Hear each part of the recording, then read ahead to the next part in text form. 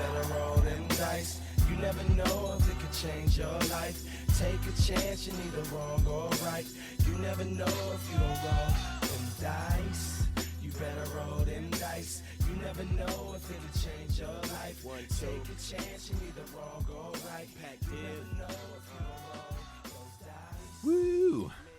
We're number one. We're number one. Howdy, Rob. Howdy, Matt. Welcome to Dungeon Master of None. We're fans. We're Where fans we of are the show. fans. I'm a fan of you. That's right. We're a fan of you. You're fans of us. We're all fans here, everyone.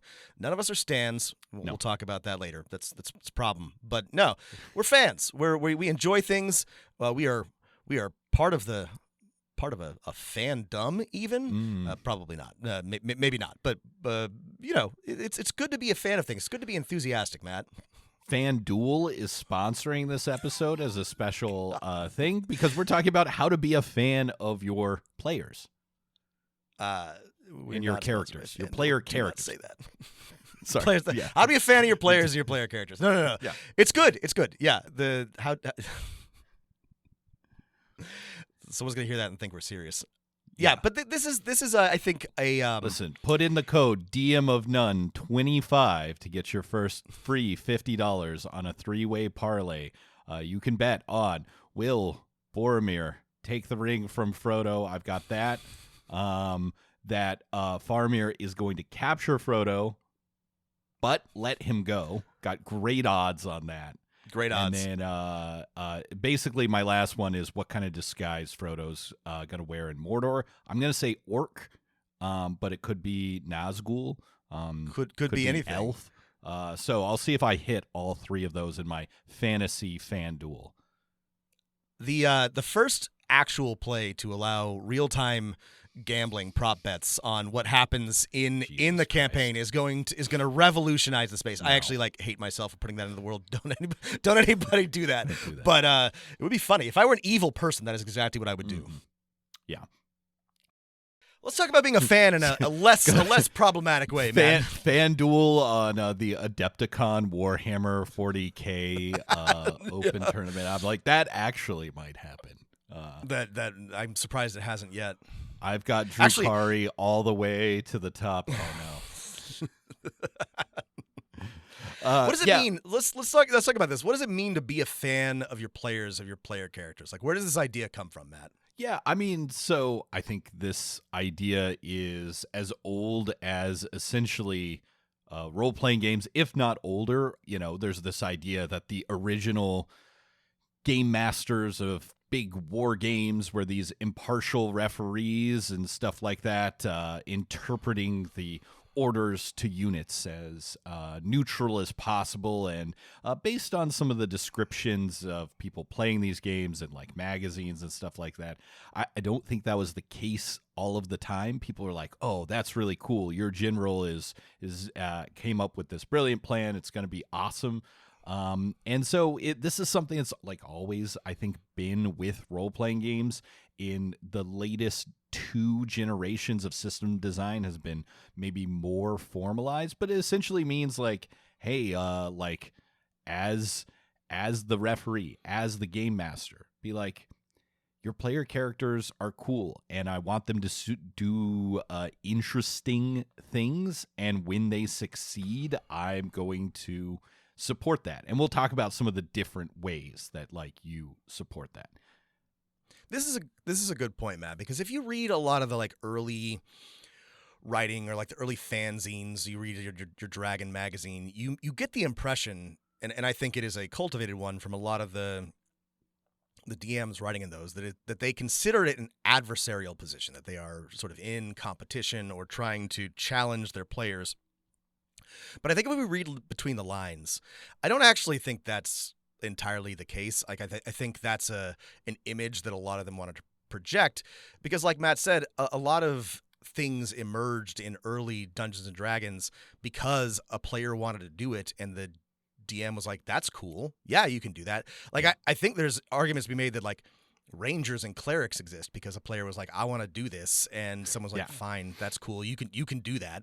And this is, I think, a good instinct, is if your player comes up with a cool idea or wants to do something neat, your first impulse should be, yeah, let's make that work. And I think it is. I think it is, even though the story that often is told about early play is that either your DM is impartial or even like adversarial, trying to challenge you. Yeah, being a fan of the player characters, I think is one way to look at it is it's the opposite of have an adversarial relationship with the player characters. Because even the people who gave advice of like, you're out to make the most challenging dungeon so that players have to be like on a knife's edge at all times between success. It even like the most extreme advice in printed material in the early days wasn't like rig the game against them. It was like make it challenging for them. And this is just sort of the other side of the coin. It's not saying just make them succeed all the time and no tension. Right. It's like set things up in a way where the players feel celebrated and you are excited to celebrate them when they succeed or like when they fail. To have the attitude of we're here to tell a cool story, and when you do those cool story moments, I'm going to celebrate and shower you with accolades. Yeah, I mean, being a fan means that you want everybody to have fun, right? And there are lots of different ways to have fun in a role-playing game, and it doesn't always mean either you get everything you want or only terrible things happen to you. Like a good principle is that something interesting happens, right? Like that's I think like what being a fan feels like to me. I mean, I think about this with books and movies and TV. Like I don't always want the characters I'm interested in and invested in to always succeed on everything. Sometimes that's fun, but like I want interesting things to happen to them. I don't want them to suffer unnecessarily, but I don't want them to not ever suffer. Just like I'm a fan. I'm interested in their journey and their progression and their development, and that means that something happens that's notable and compelling and dramatic. Dramatic, yeah. Even it's also like this is not necessarily in opposition to the game master's role to be some kind of neutral arbiter of rules and rulings, right? It could sway you at some times, but I think you could absolutely take the approach of like, I'm completely neutral when I'm doing rulings. However, when you succeed or the scenarios I lay out are creating opportunities for you to celebrate and find joy in the story of your characters and for everyone else to find that same joy.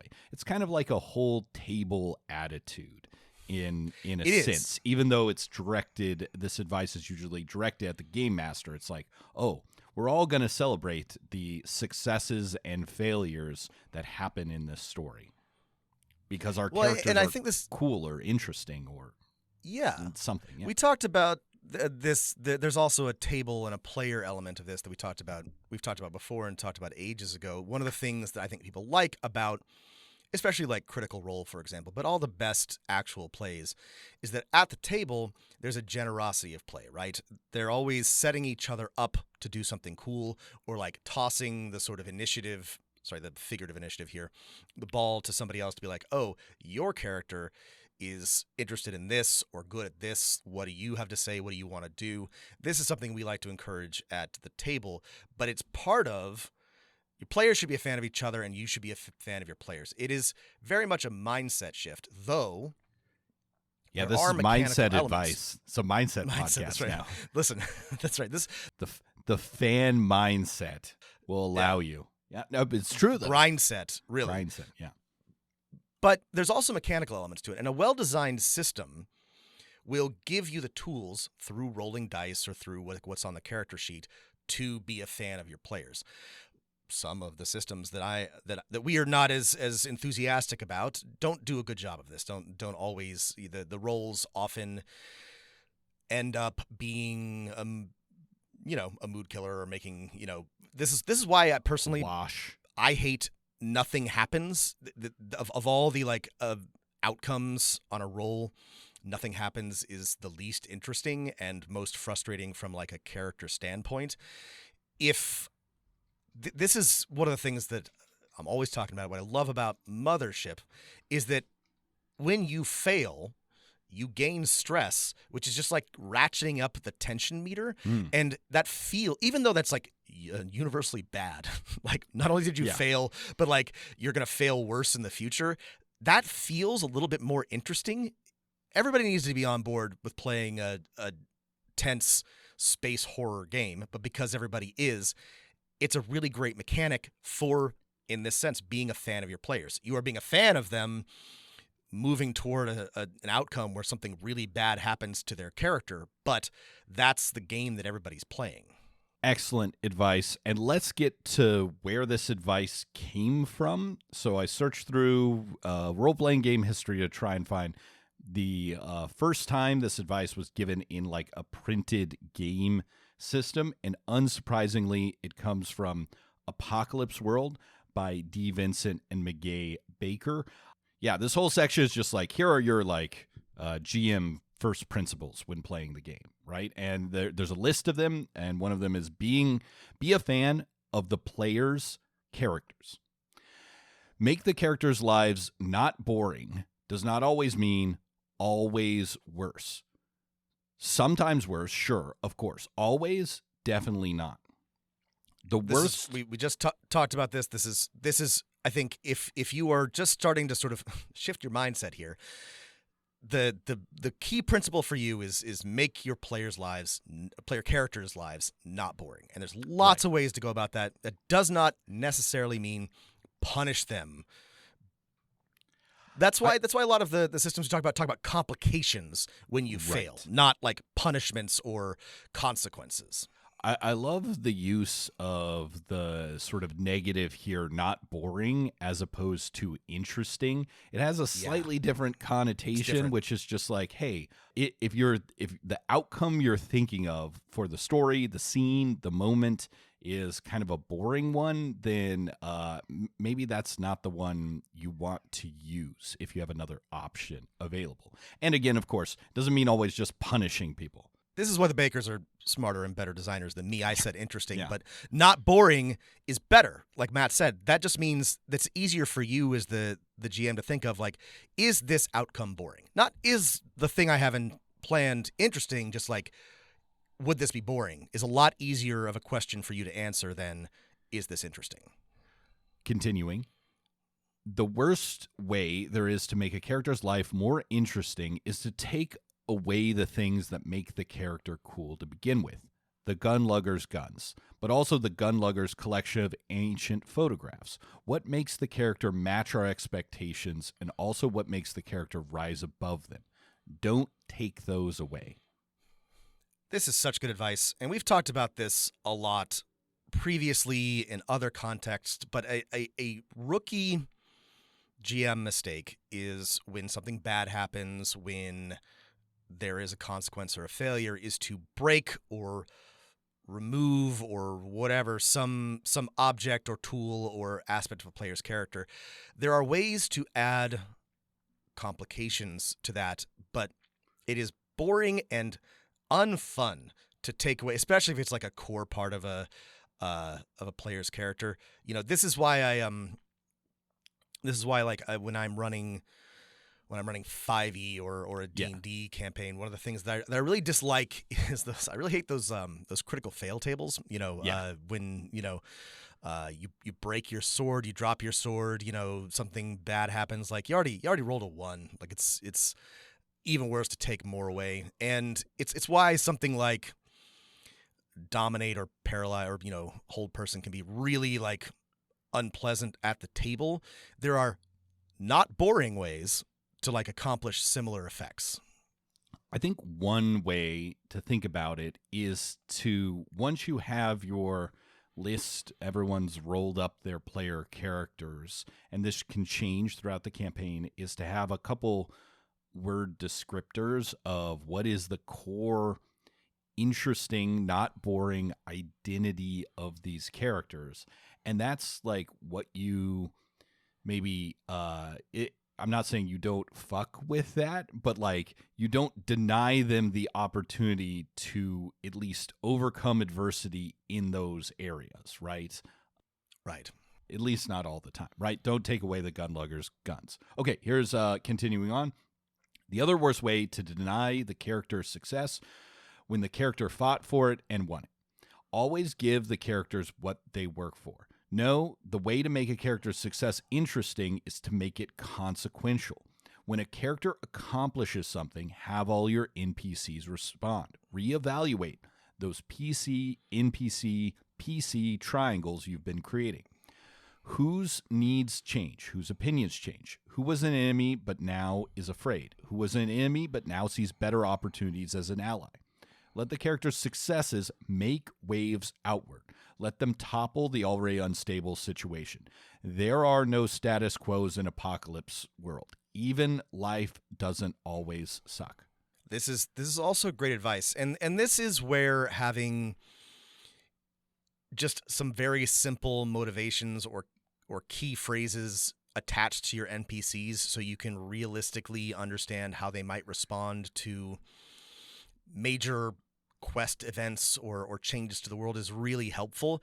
Even if it's bad, even if the players do something and it turns out that pissed off one of their key allies or friends, that's interesting, and players respond positively to that, in my experience. Like, they may be frustrated, but they're like, oh, well, that's not what I wanted to happen, but that's not boring, you know? Yeah, I think this is like back to some more fundamental advice, is that when players, either one or more, or player characters try and achieve or accomplish something and they succeed, as a GM, what's your like fundamental way to show that you are a fan of that task, of that story beat? It's to show its consequences, right? And those don't have to be positive consequences. They can be negative consequences. But when we have characters that we're fans of, when they do things, they matter, right? Other things change. The world changes and reacts. And that's, this is back to your fundamental task as a game master. It's like players are showing you that they want this accomplished. So you have to show the consequences of their actions in order for any of the other advice to follow through. You have to show that the world changed because they did something, because they took this opinion, this stance, because they killed this NPC, because they made this alliance. You have to show its consequences. That's being a fan of your player characters. And the consequences don't have to be huge. They can actually be quite small. They can be very like little interpersonal things. It's important to show those consequences. This is I think one of the most critical tasks that you have as a game master, and it can be difficult because there's not there's not necessarily a mechanism for this in a lot of games. But I think if you can master this, if you can start to think just one or two steps out from the consequences of the the player character's actions, this makes the world feel real, and it makes them feel like their decisions and their actions matter, which is exactly like Matt said. This is what it means to be a fan of your characters. So it's interesting to see how this advice has changed over the last half and full generation of game design. Here's a next quote from a different rulebook. This is from a game called Dungeon World. Be a fan, though many powered by the Apocalypse systems have very, very similar GM directives. Quoting now, be a fan of the characters. Think of the player characters as protagonists in a story you might see on TV. Cheer for their victories and lament their defeats.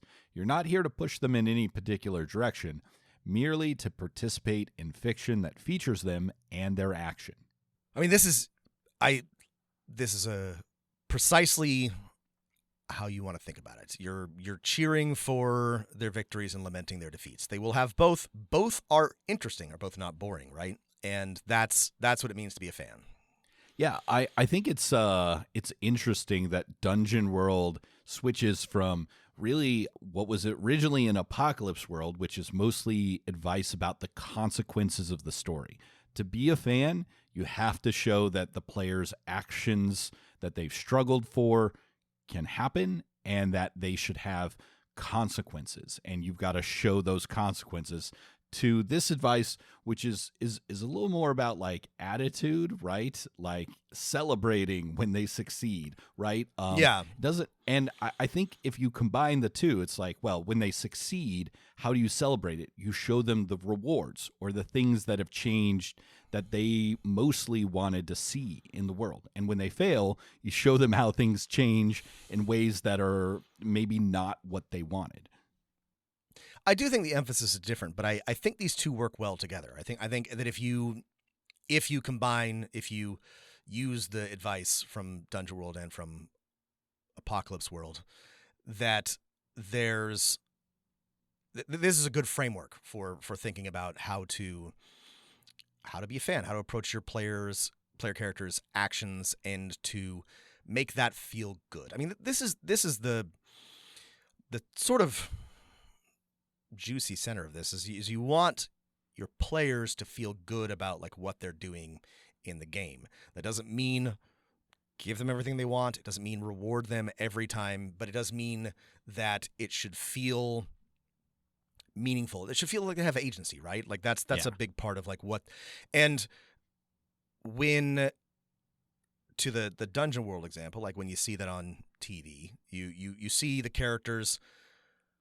They succeed, they fail, but like they're acting on the world and seeing their impact, and that's what's interesting. And that this is the same sort of idea that you're trying to achieve as a game master.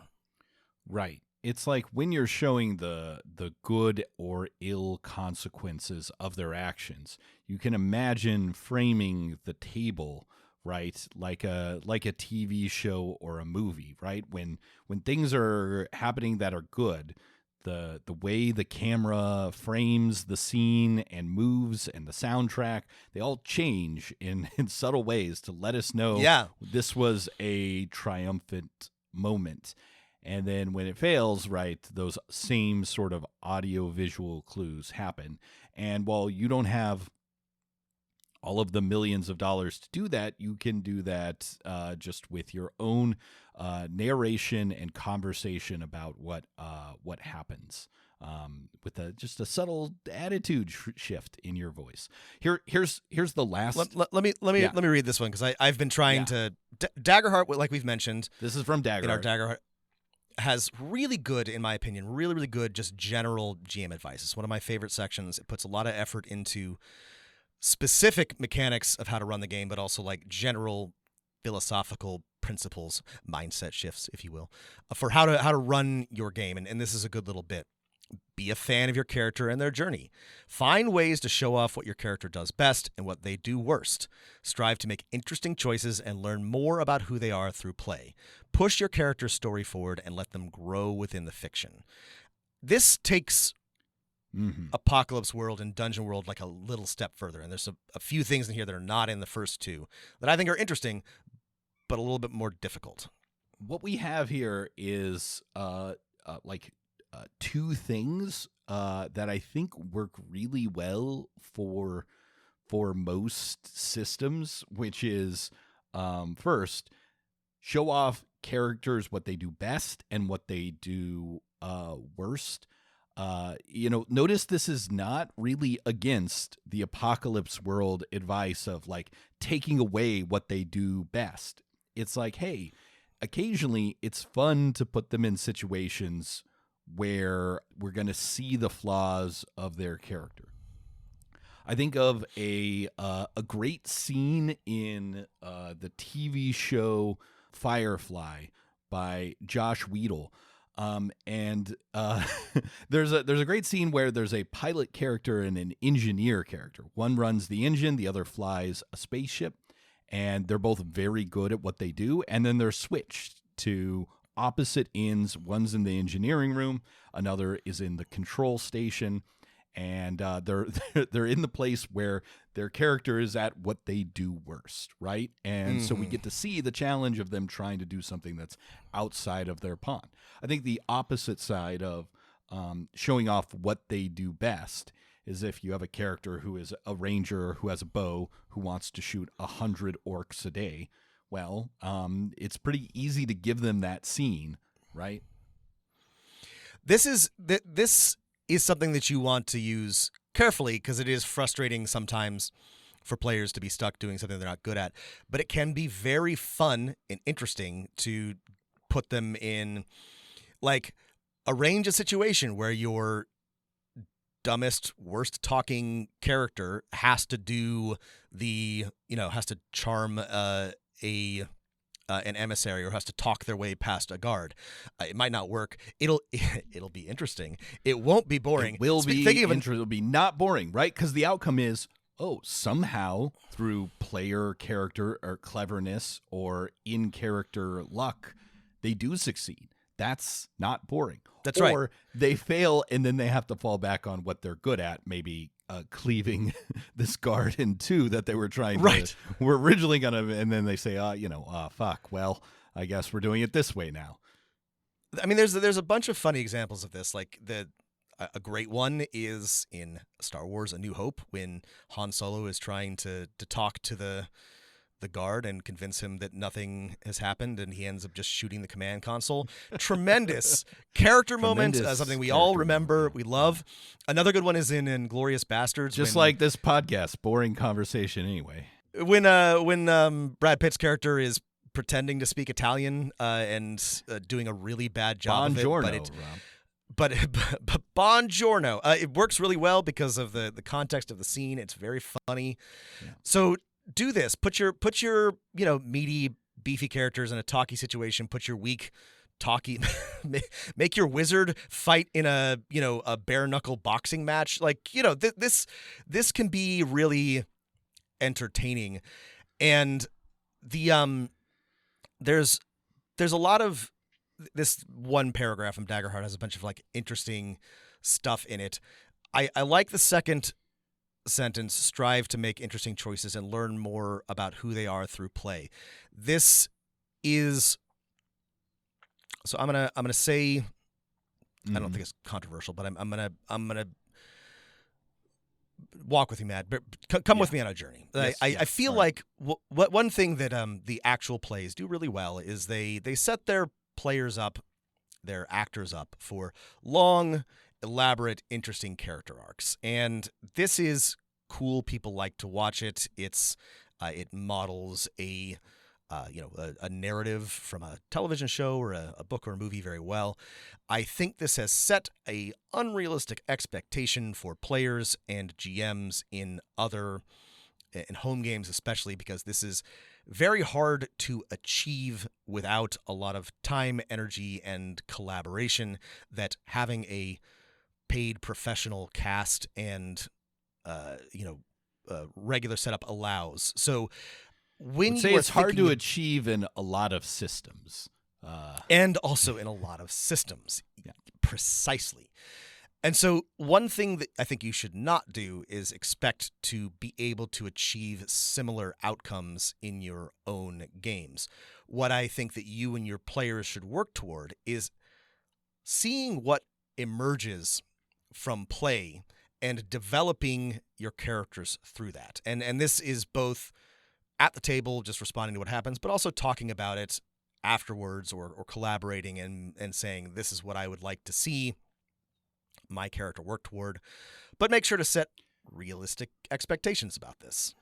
Let's take an example of the most basic and commonly encountered way to use and deploy this advice, right? It says, right, find out who they are in play. And if you're playing, let's say, your first or maybe 10th campaign, you may find a player character through the sort of desires and power fantasies of their player that is just like incredibly greedy, right?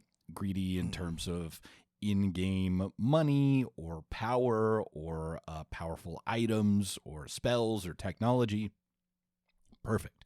You have found out that this player character, through play, even if they didn't put this in their backstory, is incredibly greedy.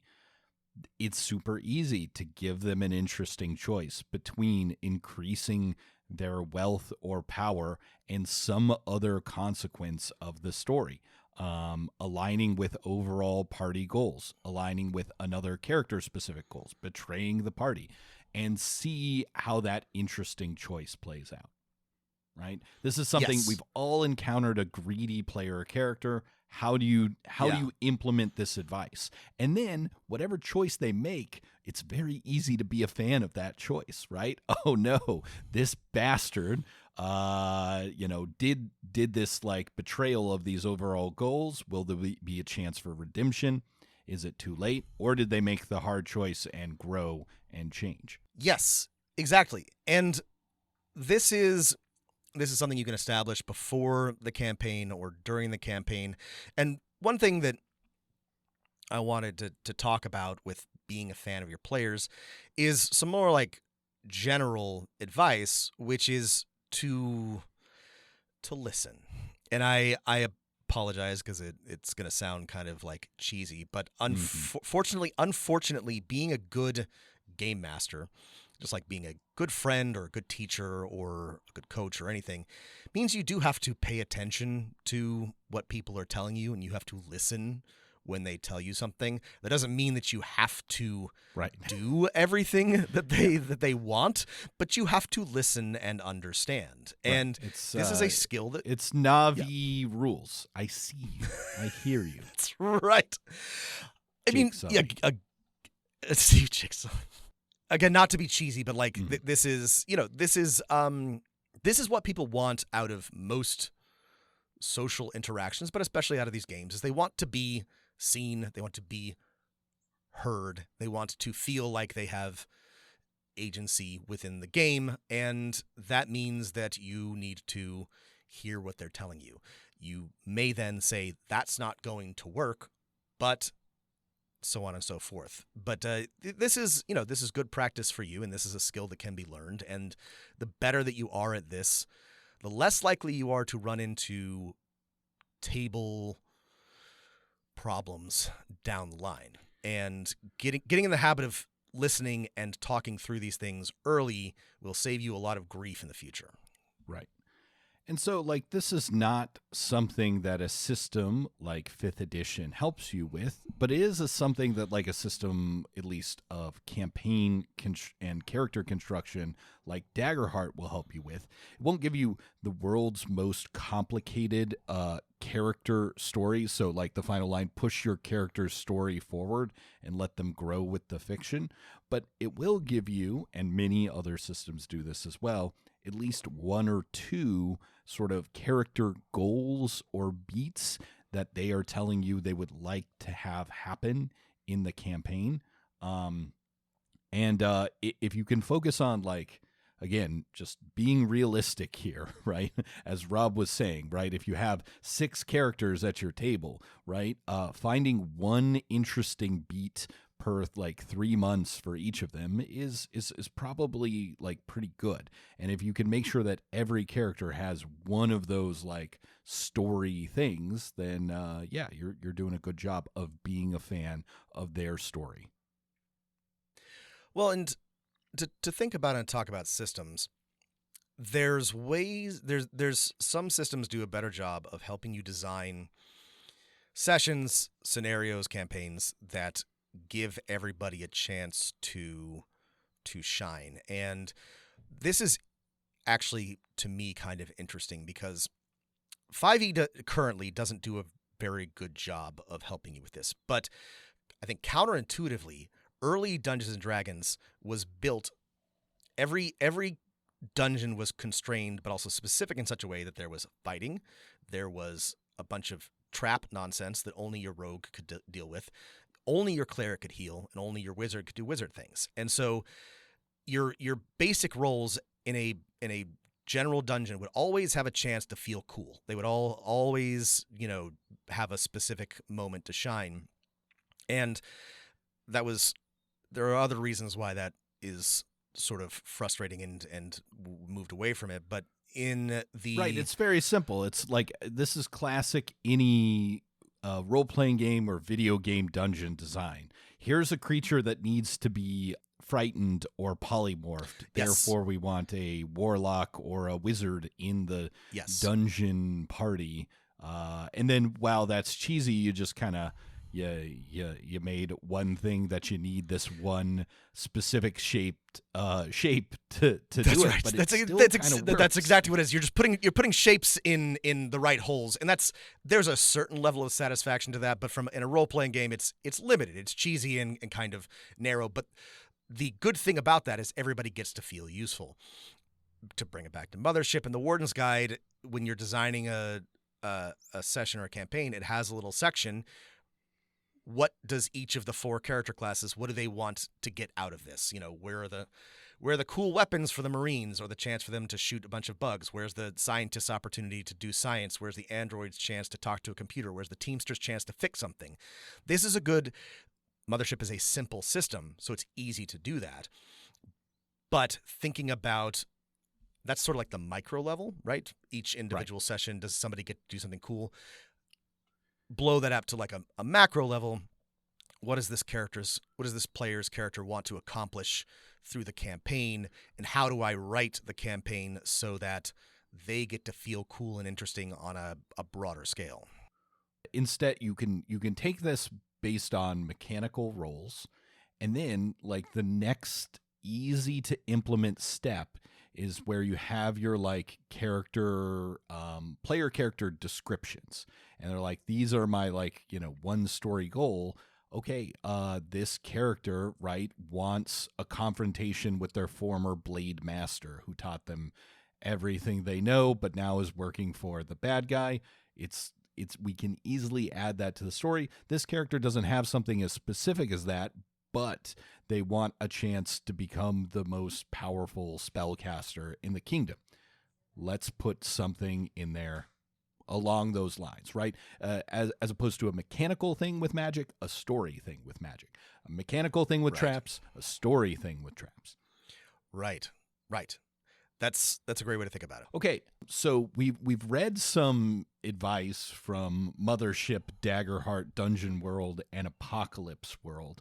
Let's just get down to like what are our like specific tips and tricks, and then I think at the end I have a systematic way of thinking about being a fan of the player characters that you can apply at many different spatial temporal scales. Love that. Okay, let's go through it. I think the first one is like, how do you set, is very simple. Set your players up for success, right? If you have a character who is a superhero speedster, right? Give them chances in the next encounter where someone needs to go fast, right? To pick up all the civilians in the way, or to outrace and defuse a bomb that only they can do. It's super simple. Yeah. Set them up for success. Give them opportunities to do what they do well. This goes back to some of our previous advice, and succeed. Let them succeed, or let them try to succeed. This is And then I think the important flip side to setting them up for success is that advice we originally read from Apocalypse World is that if you don't follow through on showing the consequences of that success, you're not truly being a fan of those characters, because they're never going to see it. They're not going to feel like the camera of this story we're telling showed their success and was being a fan of what they did. There's also there's a big picture holistic version of this, like that means making sure that the idea that they have is a good fit for the system and for the campaign, right? If they want to become a dashing and wealthy ship captain in Mothership, you may want to discourage that, because they're probably going to die. If they want to, if they want to do a lot of really interesting and dynamic, cool combat moves in something like 5e, you may also want to discourage that because it's not like the best system for that. Here's a specific example for me. Like, if I have players that want to be either lady killers or what's the female version of a lady killer? Man. Oh, sorry. I was Man-eater? just thinking about the Coen Brothers film Lady Killers with the remake. But like if of they want to flirt with all the ladies, like I'll flirt with my players, fine, no Yeah. problem. I'm comfortable with that. But like if they Gentlemen want to have killers? a full on, if they want to have a full on like romance with an NPC, I'm gonna be like, that's probably not gonna be very satisfying for you because I don't think that's very fun or interesting, and so I'm not gonna like put my whole energy into it. But if you want to. Are you saying you're bad at flirting at the table? Oh, Is I'm that great what at this is great about? at flirting, Matt. It's just sealing the are, deal. though. I'm not so good Okay, at. yeah. You are. I'm just saying, like, something that I enjoy more is, Yeah. But I am not all that interested in. You're gonna marry the local countess, and we're gonna role play that whole thing out. I would be like, if that's what you want for your character, I'm not going to be able to deliver that as well for you. This is Right. a But if you specific want to example for do me. the part I'm good at, or Rob's good at, the flirting part, right. let's go. You might also be, this is a personal example. There might be other things that you're better at where you're like, well, I'm not all that interested in political intrigue. So if you are really hoping to be like a Littlefinger character in this game, I'm not sure I'm going to be able to do that for you. But if you want big, smashy action, or you want to, have a sort of smaller scale version of that, I can achieve that. That's just what I mean by setting them up for success. This means knowing yourself and like knowing what your players want, but setting expectations is important when people come to your games. Yeah. I think related to what you were saying about like what they want, right, is helping them sort of build characters that have the potential for some sort of not boring like story That's beat, right. something that can grow, right? Figure out what they don't have that they want to accomplish, right? And then it's easy to build opportunities for that. If for example, let's say it's not Mothership, but another sci-fi game like Traveler, and they want their character to be Han Solo or Han Han Solo. Solo, depending on whether you're Dash from Rendar. Dash Rendar, even. Timu Han Solo. He really is. Then maybe help them create a character that is not Han Solo yet, right? Yeah. Yeah. Help them create a character. Could grow into that. Yes. Exactly. Who starts off as just a criminal scumbag. Similarly, if they want to be the world's most powerful wizard, consider help when they make that character. What are they not good at yet? Right? What is their opportunity for growth? What do they still lack to become that? And then you can put those like opportunities to be a fan when they do grow or change or fail into your scenarios. Yeah. This is one thing that I have found in a lot of my games that happens, especially with new role players, is they don't often have an answer to this question. And I think this That's is fine. a great opportunity for you and for them. And because they'll come to the table with a vague character idea, but they won't have thought. They might not have thought through the backstory, and they probably haven't thought through the development.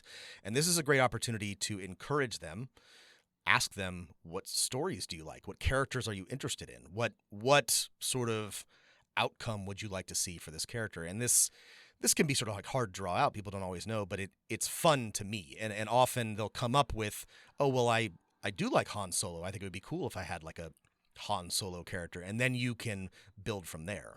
The other flip side is if they can't answer that question, you can still help them build characters that can grow by figuring out what their character is through those first 10 sessions of play or 2 sessions of play, right?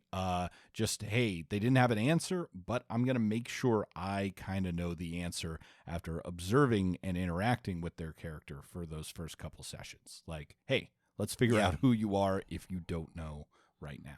I mean, I personally, as a player in role-playing games of all time, or of all kinds, what I love is the emergent nature of it. What happens through the dice rolls, what happens through the random chance. And I like to build characters that are flexible so that I can see and they will grow and change according to that. I would describe that as maybe a more advanced approach, but I think that's a lot of fun, and you can encourage that by, like Matt said, making a character that has the potential to grow and change in response to what's happening around them. And all of these strategies just mean talking and planning, and it doesn't have to be a lot, just like making sure that you understand what's going into the character and the campaign and setting your players' expectations reasonably. Yeah. I think my next specific piece of advice is two related pieces of meta advice, right? Like how you're managing the table and how you as a person are behaving when you're playing the game, which is like, okay, in order to be a fan of the characters, you have to give them like ample spotlight time, initiative time to and space to talk and try and plan and scheme and role play to do the things that you want to do. So you got to like make sure you're not just like dumping information constantly on your characters, that they are getting the spotlight time. So like managing the spotlight before you get to this advice is essential. This is also a matter, we've talked about this before, of table management. And this is a hard one sometimes, but a very simple thing that you can do as a game master that helps you be a fan of your players, but that also elevates your play is just keeping track of how much time at the table each player is taking up. It will be obvious if somebody is monopolizing time, but just pay attention.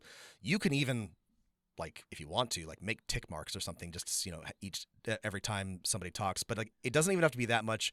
Just get in the habit of asking each person from time to time, Tim, what does your character want to do? Like, Sally, what does your character want to do? It doesn't have to be a lot. Just remember to check in with everybody periodically.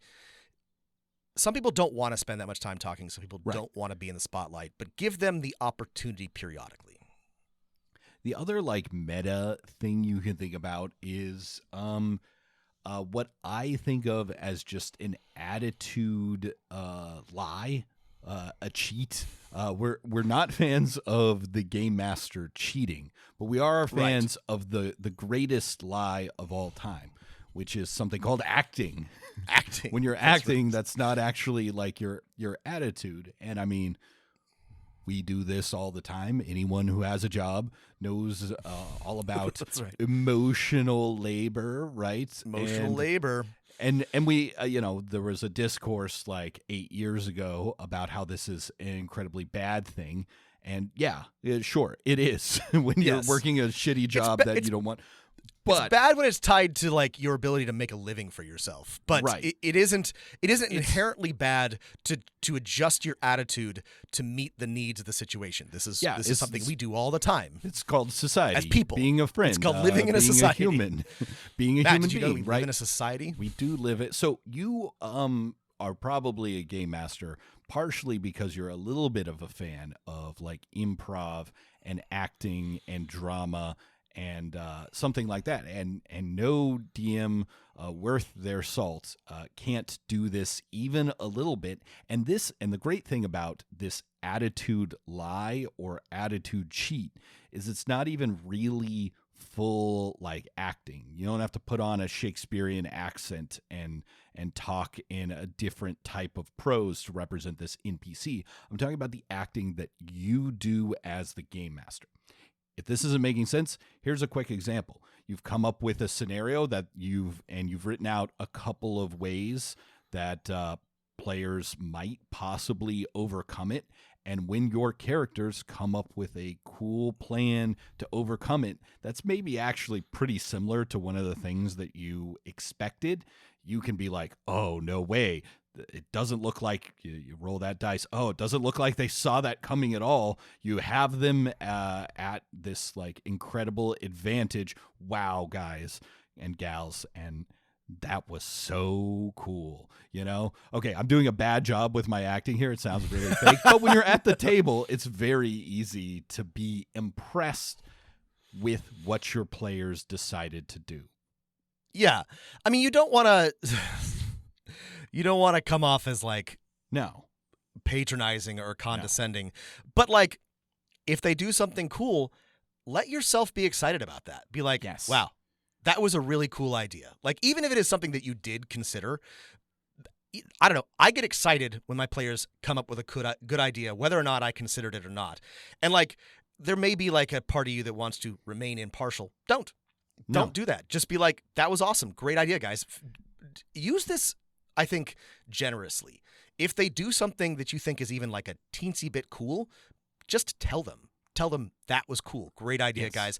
That was awesome. That was epic. High fives. There's no downside to this, and it doesn't like hurt your ability to be a game master. It doesn't like pull back the veil and like ruin everyone's, verisimilitude if you say that was cool. Good job, guys. Like just tell them that. And even if you're one of those game masters who's like, I am absolutely always a neutral arbiter of the rules, fine, right? This is not the rules. This is your own personal attitude about what has happened at the table.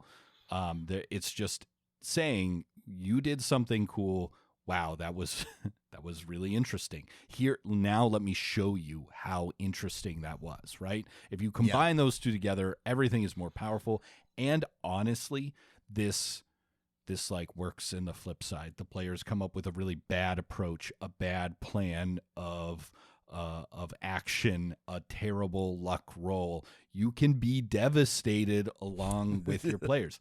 Attitudes are infectious. You laugh more at a movie when you're at a theater and everyone else is laughing. If you're like, oh, fuck, y'all are fucked, this creates the tension. This is what makes this is why we roll dice, right? This is why we roll dice in the open, because it means that if they fuck up, if they biff their roll, if like something happens, you can share in that like dismay and like be like, I'm sorry, guys, this is bad news and here's why. You can do that. You don't need dice to do that, but that's part of like, I think what I love about this hobby and playing games this way is like you're sharing in the ups and downs that is dictated by the randomness, the mechanics, and that means that it's easier for you to share in their victories and in their disappointments. Yeah. I think related to this is making sure your player characters have the space to allow you and the other people at the table to be a fan of what that character just did. Yes, you just defeated the cyborg bounty hunter that's been after your party for 3 sessions. If you immediately move the spotlight on and don't give that character space to like see the consequences of their actions, the defeat of this enemy, then no one will have a chance to be a fan of that character journey. Likewise, if they're not good at this, it's okay to give them a little bit of coaching. You're standing over the smoldering pile of circuitry and bio implants. One eye is still moving on this bounty hunter, focusing for the last time on you. What's happening, right? Give them the chance to give those epic lines that everyone will stand. This is a great piece of advice, because sometimes something huge will happen, right? You took down the big bad, you threaded the needle in your spaceship, like you pulled off a great pilot roll, and you want to give your players a chance to feel cool in that moment, to be a fan of them, and they may not pick up what you're putting down, but like Matt said, you can just give them a little prompt. Yeah, like, something, here's the situation. Like, what do you want to say? What do you want to do? And they still might not, but like give them an opportunity to, even if they need a little help, give them a chance to feel cool, to do something interesting. I think my like final tip and trick, or next to final maybe, is you can kind of always find something to stan. Like, I think the default assumption here is the character is a big damn hero or someone dramatic protagonist going on an interesting journey. Like, I think it's pretty easy to be a fan of characters who are also just kind of pieces of shit. It's like, oh wow, what you did, that was really awful, and it's gonna have some consequences. We're being a fan of this like less savory part of your journey, and then that will give them, by seeing those consequences, that player character will have the opportunity to, I want to continue on this because I liked this sort of feedback loop, or no, I want to change it because I want a different feedback loop, right? If you ignore someone being like really awful, not like awful in the like meta way where they're actually like purposefully derailing your game, right? We're setting that aside, but it's like, oh, their player character did something that seems really unsavory.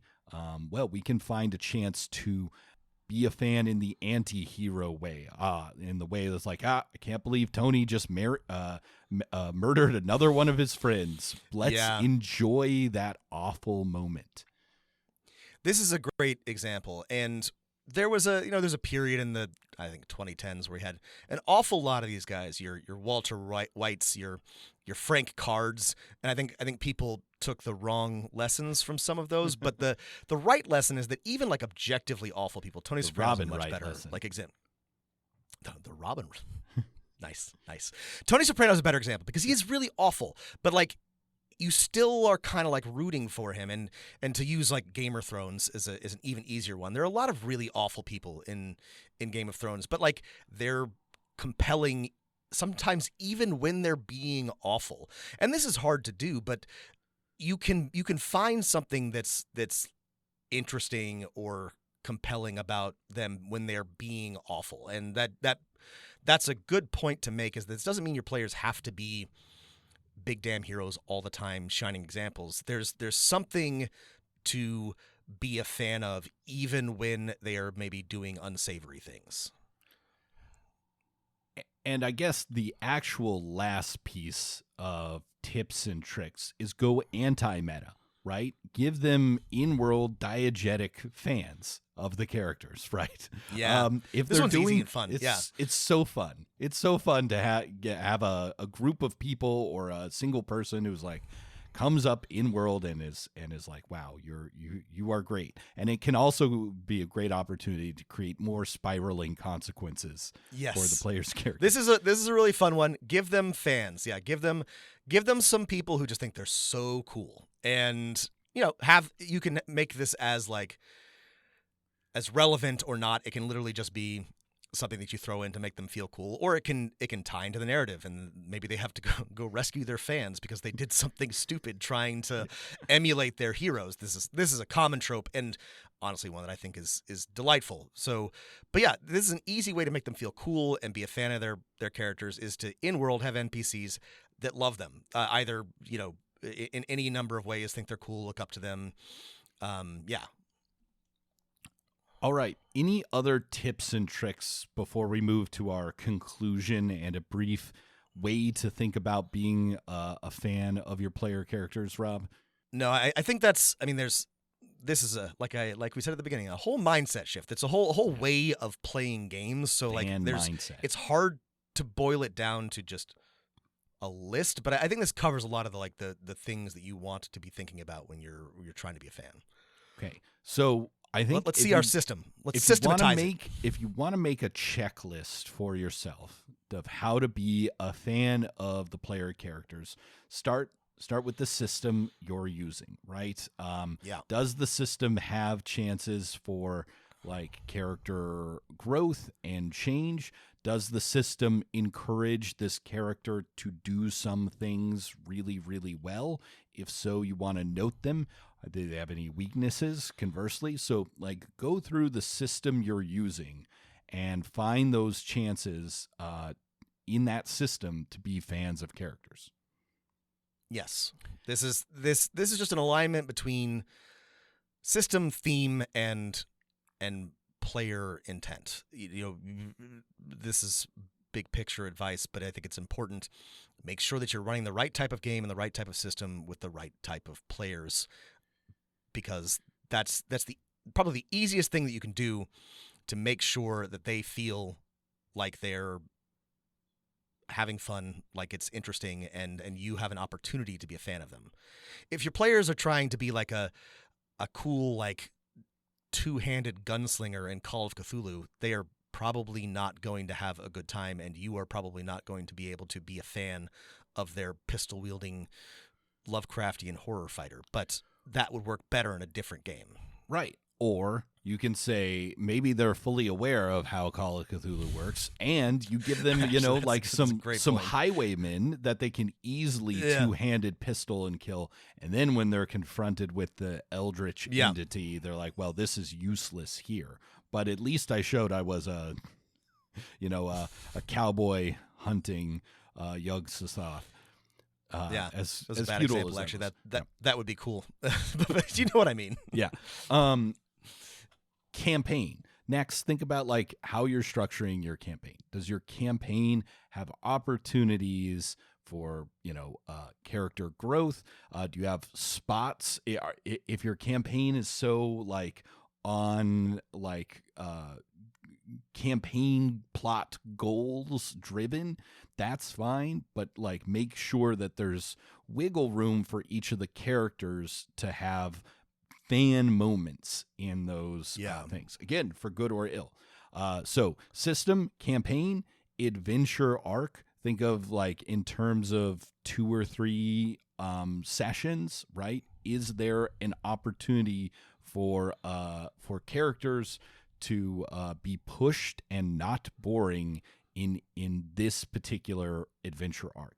Sort of the same way you want to think about the campaign, just at a smaller scale, and like, hey, I need to make sure there's frequency for every character in this one arc to have a chance for everyone to be a fan. Yeah, and this is where you want to know what your players are looking for. But this is theoretically the idea behind something like the 3 pillars of play in D&D. If you have exploration, combat, and social encounters, then you're covering something for everybody. But that's not quite enough. But it's a good way to think about it. I've jumped ahead. I'm sorry, I've jumped ahead in your framework. Yeah. Let's get to the end of the framework. Well, but the next one. Okay, so system, campaign, adventure session, right? Just hey, yes. Is there an opportunity in this session? Where are the points that I want to prepare for as we're getting into tonight's play, for celebrating character success or failure? Precisely, and this is I think the cool thing about this. Like, we're talking about how to be a fan of your players, so we're talking about how to make sure your players are having fun.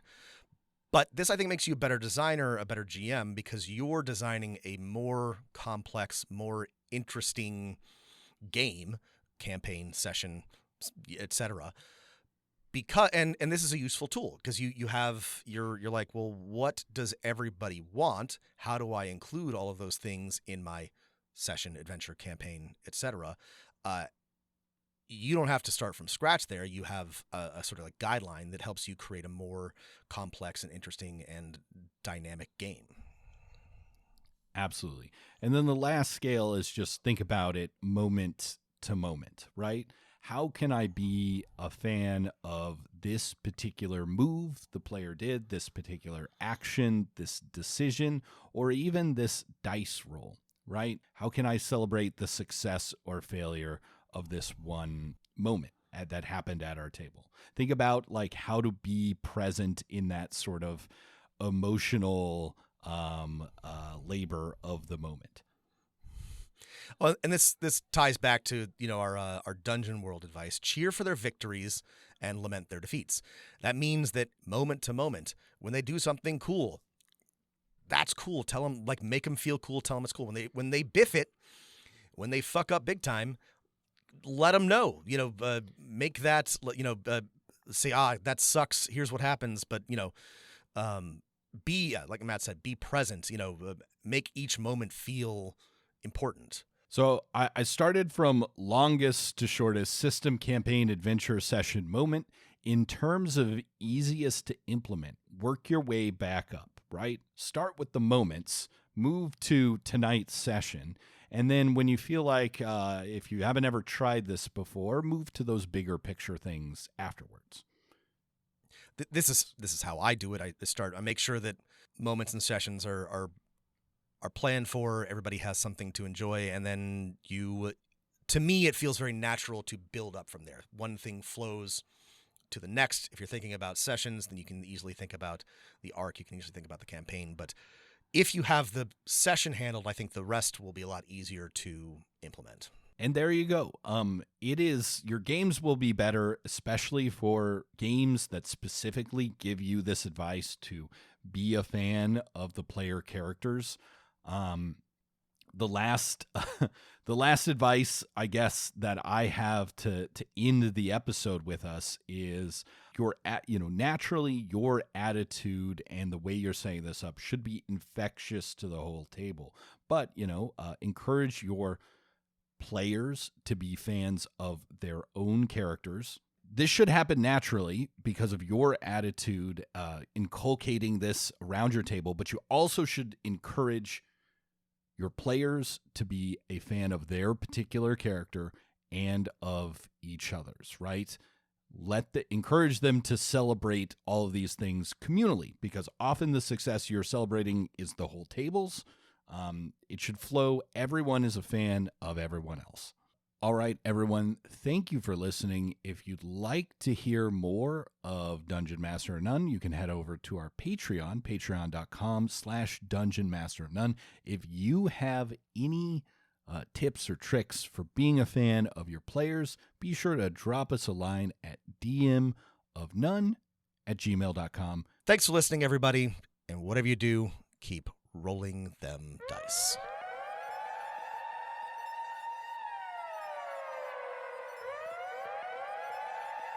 I am Dungeon Master. You better roll them dice. You never know if it could change your life. Take a chance, you're neither wrong or right. You never know if you don't roll them dice.